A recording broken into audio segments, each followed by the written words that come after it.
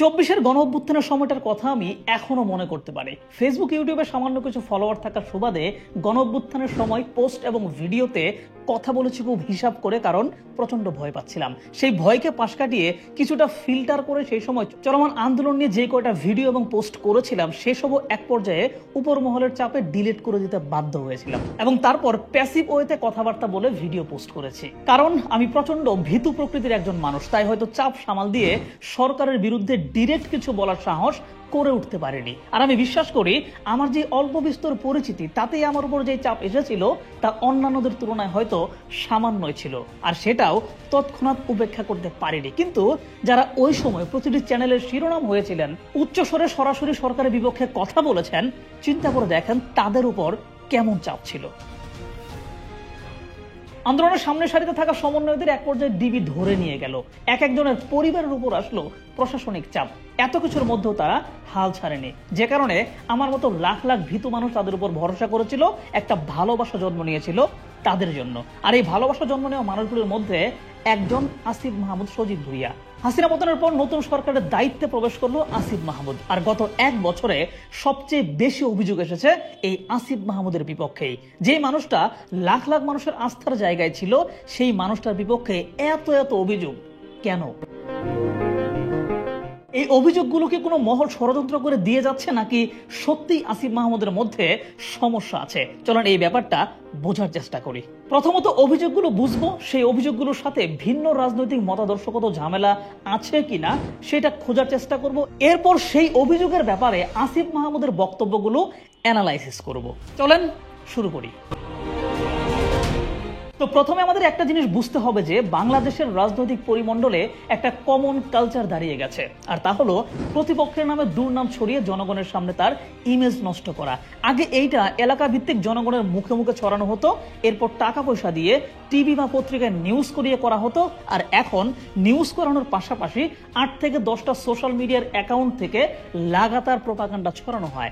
আন্দোলনকারী ছাত্র সমন্বয়করা আন্দোলন চলাকালে সারা দেশের মানুষের সমর্থন পেয়েছিল, সকল দলমত নির্বিশেষে তাদের কথা মেনে রাস্তায় নেমে এসেছিল, তাদের কোনো প্রতিপক্ষ ছিল না। এমনকি সরকারের অংশ হওয়ার পরও তাদের কোনো প্রতিপক্ষ সেই অর্থে তৈরি হচ্ছিল না। কিন্তু যেদিন থেকে তারা একটা রাজনৈতিক দল গঠনের ব্যাপারে আলোচনা শুরু করলো, সেদিন থেকে দেশের অন্যান্য রাজনৈতিক দলের প্রতিপক্ষ হতে শুরু করলো তারা।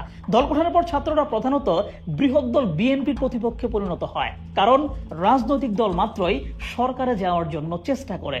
এই জন্য যে কোনো মূল্যে তারা তাদের প্রতিপক্ষকে কাবু করতে চায়। আর অভ্যুত্থানের পর থেকেই একটা ব্যাপার খেয়াল করে দেখবেন, বিএনপির নেতাকর্মী এবং সমর্থকদের নামে একের পর এক অভিযোগ আসতে শুরু করেছিল। চাঁদাবাজি, বাজার দখল, ঘাট দখল, আক্রমণ, দলীয় কুন্দল ইত্যাদি নানান অভিযোগে সারা দেশে বিএনপির ইমেজ খারাপ হতে শুরু করেছিল। শেষ পর্যন্ত এই মুহূর্তে বিএনপির ইমেজ দেশ জুড়ে খুব একটা ভালো অবস্থানে নেই, যে কারণে স্বাভাবিকভাবে দল হিসেবে বিএনপি নিজেদের ইমেজ উদ্ধারের চেষ্টার পাশাপাশি তার প্রতিপক্ষের ইমেজ নষ্টের জন্য কিছুটা চেষ্টা করবে, এটা তো জানা কথা। তো এরকম রাজনৈতিক মারামারি দেশে কিন্তু চলছেই। আর এরকম একটা প্রমাণিত মারামারি ছিল উপদেষ্টা আসিফ মাহমুদ এবং তরুণ বিএনপি রাজনৈতিক নেতা ইশরাক হোসেনের মধ্যে। এই কামড়া কামড়িটা বেশ ইন্টারেস্টিং। বিচার বিভাগ থেকে হুট করে খবর আসে যে সর্বশেষ ঢাকা দক্ষিণ সিটি কর্পোরেশনের যে নির্বাচন হয়েছে, সেই নির্বাচন তৎকালীন সরকার কারচুপি করেছিল। সেই প্রেক্ষাপটের ভিত্তিতে আদালত জনাব ইশরাক হোসেনকে ঢাকা দক্ষিণ সিটি কর্পোরেশনের মেয়র হিসেবে ঘোষণা করে।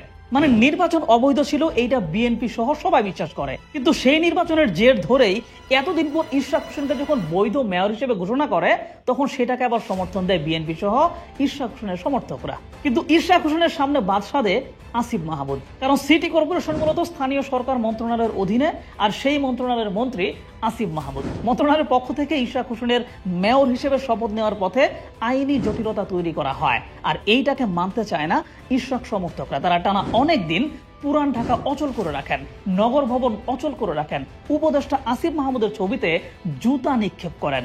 এত কিছুর পরেও ইশরাক হোসেন কিন্তু শপথ নিতে পারেননি, তবে শপথ না নিয়েও তিনি কিন্তু নগর ভবনের সভা করেছেন। আর এরকম সংকটের মধ্য দিয়েই সিটি কর্পোরেশনের ক্ষমতার কার্যকাল শেষ হয়ে যায়। আর এখান থেকেই আসিফ মাহমুদের সাথে ইশরাক তথা বিএনপির প্রত্যক্ষ শত্রুতার শুরু, যেইটার জল বহুদূর গড়িয়েছে। তো এবার চলেন আসিফ মাহমুদের বিপক্ষে অভিযোগগুলো একটু বিশ্লেষণ করে দেখি। প্রথম অভিযোগ আসিফ মাহমুদের সহকারী এবং বন্ধু মুয়াজ্জেম হোসেনের বিপক্ষে। আর্থিক কেলেঙ্কারি এবং অর্থ আত্মসাতের অভিযোগ আসে মুয়াজ্জেমের বিরুদ্ধে। পত্রপত্রিকা সয়লাভ হয়ে যায়। এত কিছুর পর সেই মুয়াজ্জেমকে সহকারী পদ থেকে ইস্তফা দেওয়া হয়। যেহেতু অভিযোগের পরেই পদ থেকে সরানো হয়েছে, তাই সন্দেহ তৈরি হয় যে ঘটনা নিশ্চয়ই সত্য। ঠিক এখন যেমন বিএনপি নেতাদের নামে অভিযোগ আসার সাথে সাথেই দলের পক্ষ থেকে তাদেরকে বহিষ্কার করে বিএনপি পরোক্ষভাবে স্বীকার করে নেয় যে হ্যাঁ, ঘটনা তারাই ঘটিয়েছে, এরকম ব্যাপার আর কি। তো এরপর সাংবাদিকরা আসিফ মাহমুদকে প্রশ্ন করায় তিনি উত্তর দেন মুয়াজ্জেমের বিপক্ষে অভিযোগ তিনি শুনেছেন, যেটার তদন্ত শুরু করা হচ্ছে। তবে পদ থেকে সরানোর ব্যাপারটা অভিযোগের সাথে কানেক্টেড না। পদ থেকে সরে যাওয়ার জন্য মুয়াজ্জেম আগে আবেদন করেছিল, কারণ তার নাকি চাকরির পরীক্ষা ছিল। মানে যুক্তিটা কিন্তু একটু দুর্বল। তবে সেইটাও বড় কথা না। আসিফ মাহমুদের সহকারী শত কোটি টাকার দুর্নীতি করলে আসিফ নিজেও যে অভিযুক্ত হচ্ছে সেইটা তো সে নিজেও জানে এবং জনগণ বিশ্বাস করে। তাহলে হিসাব মতে আসিফ মাহমুদ নিজেকে নিরপরাধ প্রমাণ করার জন্য যত দ্রুত সম্ভব সেই তদন্ত শেষ করবে। কিন্তু সেই তদন্তের কোনো ফলাফল আমাদের সামনে এখনো আসেনি। তাহলে কি ধরে নেব অভিযোগ সত্য? আর উপদেষ্টার সহকারী দুর্নীতির অভিযুক্ত মানে কিন্তু উপদেষ্টা নিজেও অভিযুক্ত, যার আসল সত্য এখনো অজানা। আসিফ মাহমুদের বিপক্ষে পরের অভিযোগটা হচ্ছে তার বাবাকে নিয়ে। আসিফ মাহমুদের বাবা স্কুল শিক্ষক, কিন্তু তার বাবার নামে ঠিকাদারের লাইসেন্স নেওয়া হয় জেলা পর্যায় থেকে আসিফ মাহমুদেরই মন্ত্রণালয়ের অধীন কাজ করার জন্য। কিন্তু সরকারি ক্রয় বিধি এবং দুর্নীতি দমন আইন মোতাবেক এইটা বেআইনি। এই ব্যাপারে জানতে চাইলে আসিফ প্রথমে জানান যে তিনি বিষয়টা জানেনই না। পরবর্তীতে নিশ্চিত হয়ে তিনি জানান যে তার বাবার নাম ব্যবহার করে অন্য কেউ সেই লাইসেন্সটা নিয়েছিল এবং লাইসেন্সটা বাতিল করা হয় পরবর্তীতে। এক্ষেত্রে তিনি আরো বলেন তার বাবা সহজ সরল মানুষ, তাই সেই সুযোগ অন্যরা নিয়েছে। প্রশ্ন হচ্ছে, একজন স্কুলের শিক্ষক এতই সহজ সরল যে তাকে ভুলভাল বুঝিয়ে তার নামে অন্য কেউ ঠিকাদারি লাইসেন্স নিয়ে নেবে আর সে কিছুই বুঝবে না? তবে প্রশ্ন যতই থাকুক, এই ঝামেলা বেশ ভালোভাবে সামাল দিয়েছিল আসিফ মাহমুদ, কারণ ঝামেলার মূল বিষয় ঠিকাদারি লাইসেন্স সেটা বাতিল করা হয়েছিল। তবে এরপরের ঘটনা কিন্তু রীতিমতো ভয়ঙ্কর। আসিফ মাহমুদের বাবার নানান কুকীর্তি নিয়ে অনুসন্ধানী প্রতিবেদন প্রকাশ করে বাংলা ভিশন, যেখানে দেখানো হয় কুমিল্লায় আওয়ামী আমলের এক চেয়ারম্যান নাম বিল্লাল হোসেন, তিনি এখনো বহাল তবিয়তে প্রভাব নিয়ে টিকে আছেন উপদেষ্টা আসিফ মাহমুদের বাবার ছত্রছায়ায় এবং নানান রকম অপকর্ম করে বেড়াচ্ছেন। সেই সাথে প্রতিবেদনে আসিফ মাহমুদের বাবার জড়িত থেকে করা আরো কয়েকটি অভিযোগ তুলে ধরা হয়। সেই অনুসন্ধানে কয়েক বছর আগের কিছু ভিডিও ফুটেজও দেখানো হয়, যেখানে আওয়ামী নেতাদের নির্বাচনী সভায় দেখা যায় আসিফ মাহমুদের বাবাকে। যাই হোক, সেটা দেখা যাইতেই পারে। তবে মূল ঘটনা হচ্ছে মাস দুয়েক আগে কুমিল্লায় একই পরিবারের 3 জন মানুষের জীবন নাশের ঘটনা ঘটে। যতদূর জানতে পেরেছি, মূলত ওই পরিবার বিএনপির রাজনীতির সাথে যুক্ত ছিল এবং এলাকার রাজনীতিতে বেশ ভালোই প্রভাব ছিল। স্থানীয় অন্য একটি গ্রুপ ওই পরিবারের নামে মাদক কারবারের অভিযোগ এনে মব সৃষ্টি করে পিটিয়ে 3 জনকে দুনিয়া ছাড়া করে। আক্রমণকারী গ্রুপের নেতৃত্বে ওই বিল্লাল চেয়ারম্যান ছিলেন বলে জানায় ভুক্তভোগীরা। আর ঘটনার প্রায় 1 মাস পর ভুক্তভোগী পরিবারের বেঁচে যাওয়া সদস্যরা সংবাদ সম্মেলন করে জানায় আক্রমণকারী গোষ্ঠী মূলত আসিফ মাহমুদের বাবার ছত্রছায়া থেকে এই কাজ করেছে এবং বিচারের জন্য মামলা করা হলেও পুলিশ মূল আসামিদের এখনো ধরছে না। আর বিভিন্ন সময় তারা উপদেষ্টা এবং উপদেষ্টার বাবার নাম মুখে আনায় নিজেরাও এখন জীবন নাশের ঝুঁকির মধ্যে পড়ে গেছেন। মানে বুঝতে পারতেছেন, খুব গুরুতর অভিযোগ। কিন্তু নানান জায়গায় শুনেছি যে বাবার প্রভাবে ছেলেরা বেপরোয়া আচরণ করে, কিন্তু এই জায়গায় শুনতেছি যে ছেলের প্রভাবে বাবার বেপরোয়া আচরণের কথা। মানে গত 2 বছর যাবৎ যত ঝামেলায় হচ্ছে সবখানে কিন্তু একটা জিনিস কমন, সেটা হচ্ছে বাবা। তো এই ঘটনাতেও আসিফ মাহমুদ মুখ খুলেছিলেন এবং স্পষ্ট করে কিছু বিষয় তুলে ধরেছিলেন। আসিফ মাহমুদের মতে ঘটনা ঘটেছে প্রায় 1 মাস আগে, আর এতদিন পরে সংবাদ সম্মেলন করে বলা হচ্ছে তার বাবার কথা। আসিফ মাহমুদের মতে ওই একই ঘটনায় বিএনপির কিছু নেতার কথাও বলা হচ্ছে, কিন্তু সংবাদ সম্মেলনে সেই নেতাদের ব্যাপারে কিছু বলা হয়নি। সুতরাং এইটা পরিকল্পিতভাবে তার বাবাকে ফাঁসানোর চেষ্টা। তো ব্যাপারটা নিয়ে আমিও কিছুটা ঘাটাঘাটি করলাম এবং ঘাটাঘাটি করে দেখলাম যে ঘটনা ঘটেছে জুলাই মাসের শুরুর দিকে এবং ঘটনা ঘটার পর মামলা হয়েছে প্রায় 39 ঘন্টা পর, এবং সে সময় মামলায় আসিফ মাহমুদের বাবার ব্যাপারে কোনো কিছু দেখতে পায়নি, বরং অন্য গ্রুপের কয়েকজনের উপর দোষ চাপিয়ে মামলা করা হয়েছিল। প্রথম আলোর এই রিপোর্টটা পড়লে আপনারা তা বুঝতে পারবেন। তবে আগস্টের 4 তারিখ ঢাকায় প্রেস ক্লাবের সামনে ভুক্তভোগী পরিবারের সদস্যরা একটা সংবাদ সম্মেলন করে এবং সেখানে স্পষ্টভাবে উল্লেখ করা হয় যে ঘটনার মদতদাতা আসিফ মাহমুদের পিতা বিল্লাল মাস্টার, তাকেও গ্রেফতার করা হোক। তো আমি এই সংক্রান্ত খবর সার্চ করে দেখতে লাগলাম, কিন্তু 4 আগস্টের আগে কোনো নিউজই পাইলাম না যেখানে কুমিল্লার মুরাদনগরের এই ঘটনায় আসিফ মাহমুদের বাবার ব্যাপারে কিছু বলা আছে। তাহলে ঘটনার 1 মাস পরে এসে আসিফের বাবার নাম জানানোটা আসলে কি বার্তা দেয়? আসিফের বাবা আসলেই অপরাধী নাকি 1 মাস পরে গিয়ে এখান থেকে রাজনৈতিক ফায়দা তুলতে চাচ্ছে কেউ? দেখেন, উপদেষ্টা আসিফ মাহমুদের বাবার নাম জড়িয়ে যেভাবে শক্তিশালী সব অভিযোগ আনা হচ্ছে সেটা আসিফ মাহমুদের ইমেজকেও কিন্তু নষ্ট করছে। বাংলা ভিশনের প্রতিবেদনের পর আমাদের মতো সাধারণ জনগণ বিশ্বাস করে নিয়েছে যে আসিফ মাহমুদের বাবা হয়তো আসলেই এমন বেপরোয়া আচরণ করছেন। আর পরিস্থিতি সামাল দিতে এই অভিযোগের বিপরীতে আসিফ মাহমুদ একটা ফেসবুক স্ট্যাটাস দিয়েছিলেন। কিন্তু এত বড় অভিযোগ সামাল দিতে এই একটা ফেসবুক স্ট্যাটাসই যথেষ্ট না। যদি অভিযোগগুলো সব মিথ্যে হয় তবে পর্যাপ্ত প্রমাণ আমাদের সামনে হাজির করতে হবে, কিন্তু সেটা করা হয়নি। তাই এই জায়গায় কিছু গভীর প্রশ্ন কিন্তু থেকেই যায়। আবার সর্বশেষ ওই একই উপদেষ্টা আসিফ মাহমুদের নামে চাঁদাবাজির অভিযোগ দিয়ে ভিডিও স্টেটমেন্ট দিয়েছে চাঁদাবাজির অভিযোগে গ্রেফতার হওয়া অপু।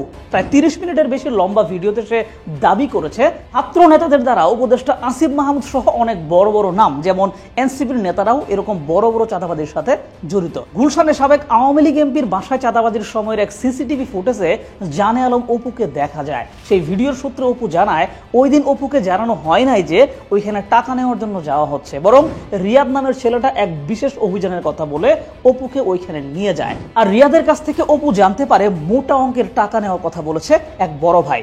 সেই বড় ভাই আর কেউ না, আসিফ মাহমুদ। ইতিমধ্যে আপনারা সেই ভিডিও ক্লিপটা হয়তো দেখেও ফেলেছেন। তো এই অভিযোগের বিপরীতে দুইটা উত্তর এসেছে। যেহেতু জানে আলম অপুর বক্তব্য মতে এনসিপির নাম এসেছে, তাই এনসিপি অপুর স্ত্রীকে একটা সংবাদ সম্মেলনের ব্যবস্থা করে দেয়। অপুর স্ত্রীর বক্তব্য মতে অপুর নিখোঁজ হওয়ার পর থেকে অনেকবার অনেকের সাথে যোগাযোগ করার চেষ্টা করেছে, কিন্তু কারো সাড়া পায়নি। আর এখন যখন এনসিপির নাম এসেছে তখন এনসিপির নেতারাই এই সংবাদ সম্মেলনের ব্যবস্থা করে দিয়েছে, যেখানে তার স্ত্রী দাবি করে জানে আলম অপুকে পুলিশ গ্রেফতার করার আগে তাকে বিএনপি নেতা ইশরাক হোসেনের লোকজন তুলে নিয়ে যায় এবং তার বাসাতে রেখে নির্যাতন করে জোরপূর্বক আসিফ মাহমুদ এবং এনসিপির নামে ওরকম স্টেটমেন্ট নেয়। এই ব্যাপারগুলো অপু তার স্ত্রীকে জানায় জেলখানায় বন্দী থাকা অবস্থায় যখন তাদের দেখা হয় তখন, এবং গ্রেফতার হওয়ার আগের ফোন কলে। যাই হোক, অপু তার বক্তব্যের এক পর্যায়ে বলে যে আসিফ মাহমুদ হোটেল ওয়েস্টিনে এসে গুলশানের চাঁদাবাজির ব্যাপারে কথা বলে গিয়েছে। এক পর্যায়ে অপু চ্যালেঞ্জ ছুড়ে দেয় ওই এলাকার সকল সিসিটিভি ফুটেজ ফাঁস করার জন্য, যাতে পুরো ব্যাপারটা ক্লিয়ার হয়ে যায়। আর এই কথার উত্তরে আসিফ মাহমুদ বলেন যে জানে আলম অপুর সাথে 1 বছর যাবত তার কোনো যোগাযোগই নাই। ভিডিওটাতে যেহেতু একটা সিসিটিভি ফুটেজে দেখানো হয় এবং বলা হয় যে সেখানে ওয়েস্টিনের সামনে আসিফ মাহমুদকে দেখা যাচ্ছে, তাই এইটার উত্তরে আসিফ মাহমুদ বলেন ওয়েস্টিনে তার মাঝে সাঝে যাওয়া আসা হয়। অফিসের কাজ শেষ করতে করতে ভোর রাত হয়ে গেলে খাওয়ার জন্য কখনো কখনো ওয়েস্টিনে যাওয়া হয়েছে তার। সো সিসিটিভি ফুটেজ পাওয়াটা অস্বাভাবিক কিছু না। এখন এই ঘটনায় কিছু প্রশ্ন করি। জানে আলম অপুর বক্তব্য মতে এই চাঁদাবাজির পেছনে আসিফ মাহমুদ সজীব ভুইয়া। আর আসিফ মাহমুদ গুলশানে এসে চাঁদাবাজির ব্যাপারে কথাবার্তা বলে গিয়েছিলেন রিয়াদ এবং অপুর সাথে। জায়গাটা ছিল ওয়েস্টিন হোটেলের সামনে। আর সেই আসিফ মাহমুদ অপুর বক্তব্যের প্রতি উত্তরে জানায় অফিসের কাজ শেষ করতে করতে কখনো ভোররাত হয়ে গেলে বাসায় খাবার দেওয়ার লোক থাকে না, এই জন্য খাওয়া দাওয়ার জন্য সে যায় প্রথমে নীলা মার্কেটে, নীলা মার্কেট বন্ধ থাকলে ওয়েস্টিনে। এটা কোনো যুক্তি হইল? মন্ত্রী লেভেলের মানুষের বাড়িতে যে একাধিক মানুষ থাকে তাদের কাজ করে দেওয়ার জন্য, সেটা তো আমরা সবাই জানি। তাই খাবার দেওয়ার লোক নাই, এই জন্য 5 স্টারে খাইতে গেছি, এইটা একটা হালকা লেভেলের যুক্তি। যদি এমনও বলতো যে গত মাসের 1-2 দিন বিশেষ প্রয়োজনে তাকে ওয়েস্টিনে যেতে হয়েছে, যেটা একজন মন্ত্রীর যাওয়া লাগতেই পারে, তবেও হয়তো যুক্তিটা স্ট্রং হইতো। কিন্তু ঠুনকো যুক্তি প্রদান করায় মানুষের মাঝে সন্দেহ করার স্পেসটা বেড়ে গেছে। এবং যদি সে এইটাও বলতো যে সিসিটিভি ফুটেজের পুরো ক্লিপটা বের করার ব্যবস্থা করেন, তাহলে বুঝতে পারবেন যে আমি কেন গিয়েছিলাম এবং কবে গিয়েছিলাম, তাহলেও কিন্তু চলতো। কিন্তু এইসব না বলে তিনি ঠুনকো যুক্তি দিয়ে পাশ কাটিয়ে গিয়েছেন, যেটা তার বিরুদ্ধে আরো বেশি করে আঙুল তোলার সুযোগ তৈরি করে দেয়। আবার ওদিকে জানে আলম অপুর স্ত্রীর ভাষ্যমতে এই পুরো ঘটনার পিছনে দায়ী বিএনপির ইশরাক হোসেন। তিনি বলেন মূলত আসিফ মাহমুদ এবং এনসিপির নামে দুর্নাম ছড়াতেই জানে আলম অপুর কাছ থেকে জোরপূর্বক ওই ভিডিও বার্তাটি নেওয়া হয়। যেহেতু মেয়র হওয়া না হওয়া নিয়ে আসিফ মাহমুদ এবং ইশরাক হোসেনের মধ্যে ঝামেলা ছিল আগে থেকেই, সুতরাং এই যুক্তিটা কিন্তু খারাপ না। জানে আলম অপুর বক্তব্যটা ভালো করে খেয়াল করলে দেখবেন যে সামনে থেকে কেউ কিছু জিজ্ঞেস করতেছে বা বলে দিচ্ছে, আর পার্ট বাই পার্ট অপু কথাগুলো বলতেছে। একটা পর্যায়ে ভিডিওর মাঝখানে বড় একটা পজ এবং একটা কাট দেখা যায়। যদি গ্রেফতার হওয়ার আগের উত্তেজনকার সেই সময়টাতে ভিডিওটা করা হইতো, তবে ভিডিওটা একটানা রেকর্ড হইতো, কোনো কাট বা পজের প্রয়োজন পড়তো না, কারণ জানে আলম অপু একজন ভালো বক্তা। যদি এমন হয় যে সে নিজেই মাঝে মাঝে পার্ট বাই পার্ট ভিডিওটি রেকর্ড করেছে, তবেও কিন্তু দৌড়ের উপরে থাকা ওই সময়টাতে একই জায়গায় একই শারীরিক অবস্থায় ভিডিও রেকর্ড করা সম্ভব হইতো না। সুতরাং জানে আলম অপুর ওই বক্তব্য নিয়ে আসলেই কিছু প্রশ্ন থেকে যায়, আর প্রশ্ন থেকে যায় আসিফ মাহমুদের বক্তব্যের উপরেও। তো এবার কয়েকটা ভিন্ন কথা বলি। দেখেন, আসিফ মাহমুদের ওয়েস্টিনে ডিনার করতে যাওয়ার খবর শুনে অনেকেই ট্রল করতে শুরু করেছেন। কেউ কেউ মারাত্মকভাবে বলতেছেন যে একসময় হলের ডাল খাওয়ার জন্য লাইন দেওয়া লোক এখন ওয়েস্টিনে ডিনার করে। এই ধরনের বক্তব্য চূড়ান্ত লেভেলের ছোট লোকের প্রকাশ। একসময় গরিব ছিল বলেই কি এখন কেউ ওয়েস্টিনে যেয়ে খেতে পারবে না? একসময় সস্তা হোটেলের খাবার খাইছে বলেই কি এখন কেউ দামি হোটেলে যেয়ে খাইতে পারবে না? অবস্থার পরিবর্তন সে অবশ্যই যেতে পারে। আর আসিফ মাহমুদ একজন মন্ত্রী পদের মানুষ, মাঝে সাথে ওয়েস্টিনে যাওয়ার সামর্থ্য তার অবশ্যই আছে। তবে কিছু ঝামেলা আছে। একজন উপদেষ্টা এরকম অকপটে 5 স্টারে গিয়ে মাঝে মাঝে জনপ্রতি 4-5 হাজার টাকা খরচ করে খাওয়ার ব্যাপারটা স্বীকার করাটাও কিন্তু বেমানান। কারণ হচ্ছে ওয়েস্টিনে কিছু বিশেষ কার্ডে buy one get two offer থাকে। ধরেন 2টা কার্ডের মাধ্যমে 6 জন মিলে ডিনার করছে তারা, এতেও একবার ডিনার করতে কমপক্ষে 15,000 টাকা খরচ হবে। মাসে যদি 3-4 বার এই ডিনার করতে যাওয়া হয়, তবে পকেট থেকে কিন্তু 50 থেকে 60,000 টাকা নাই হয়ে যাবে। একজন মন্ত্রী পর্যায়ের উপদেষ্টার বেতন যদি 1,05,000 টাকা হয়, সেখান থেকে 50-60,000 টাকার এমনিই খরচ করে ফেলার মতো তথ্য একজন উপদেষ্টা কিভাবে অকপটে বলে ফেলেন। আমার মাসিক ইনকাম যদি 2 লাখ টাকাও হয়, তারপরেও তো এরকম ডিনার চিন্তা মাসে একবার করতেও কষ্ট হয়ে যাবে। মানে তার এই যে অকপটে স্বীকার করার ব্যাপারটা, এইটা তার প্রতি মানুষের সন্দেহ করার স্পেসটাকে বাড়িয়ে দেয়। মানুষ মনে মনে ভাবতে শুরু করে যে যা রটতেছে তা হয়তো আসলেই কিছু ঘটতেছে। যাই হোক, একজন আসিফ মাহমুদের বিপক্ষে এত অভিযোগ হতে পারে সবগুলো মিথ্যা, রাজনৈতিক প্রতিহিংসা, অথবা সবগুলো সত্য। আবার এমনও হতে পারে কিছু সত্য কিছু মিথ্যা। কিন্তু প্রশ্ন হচ্ছে, সরকারের ওই রকম দায়িত্বে বসে এরকম অভিযোগ দেওয়ার মতো স্পেস কেন দিচ্ছে আসিফ মাহমুদ? যদি সকল অভিযোগ মিথ্যা হয়, তবে কেন বিচার বিভাগ এবং তদন্তের মাধ্যমে সেসব মিথ্যা প্রমাণ করছেন না? কেন তদন্তগুলোর ফলাফল এখনো আসতেছে না? আর একটা বিষয় মনে রাখবেন, আপনি যদি কোনো ভুল না করে থাকেন, তবে বাতাসের উপর ভর করে কেউ কিন্তু আপনার নামে অভিযোগ দিতে পারবে না। সেই জায়গা থেকে গণ আন্দোলনে আমরা যাদেরকে বিশ্বাস করেছিলাম, বিশ্বাস করে রাস্তায় নেমেছিলাম, তাদের নামে এত অভিযোগ আমরা নিতে পারছি না। যদি অভিযোগগুলো মিথ্যা হয়, তবে সে প্রমাণ চাই, আর যদি সত্য হয়, তবে জনগণের বিশ্বাসভঙ্গের মাসুল একদিন দিতে হবে।